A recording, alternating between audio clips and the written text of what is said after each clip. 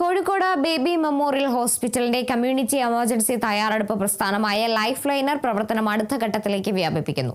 ജനങ്ങളുടെ അടിയന്തര പ്രതികരണ ശേഷി ശക്തിപ്പെടുത്തുന്നതിനായി ലക്ഷ്യമിട്ടുള്ളതാണ് ഈ പദ്ധതി.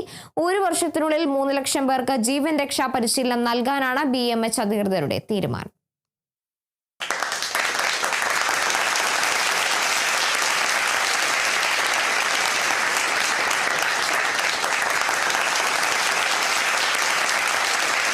BMH ലൈഫ് ലൈനറിന്റെ ഭാഗമായി രാജ്യത്തുടനീളം 30,000-ത്തിലധികം പേർക്ക് ഇതിനകം തന്നെ ജീവൻ രക്ഷാ പരിശീലനവും അവബോധവും നൽകിയിട്ടുണ്ട്.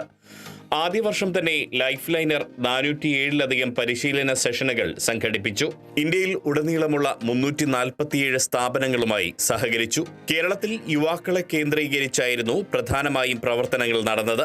ലൈഫ് ലൈനർ പദ്ധതിയുടെ രണ്ടാം ഘട്ടം BMH ഗ്രൂപ്പിന്റെ കീഴിലുള്ള Meitra hospital, Naruvi hospitals, star hospitals എന്നിവയിലേക്കും വ്യാപിപ്പിക്കും. ജനകീയ പങ്കാളിത്തത്തോടെയുള്ള എമർജൻസി റെസ്പോൺസ് ഇക്കോസിസ്റ്റം ശക്തിപ്പെടുത്തുകയാണ് ഇതിലൂടെ ലക്ഷ്യമിടുന്നത്.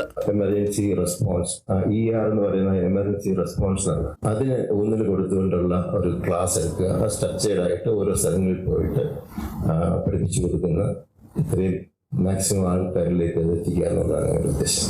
ധാരാളം മാൻ പവർ ആവശ്യമുണ്ട്, ഒരുപാട് പേരുടെ സമയം നഷ്ടപ്പെടുത്താറുണ്ട്.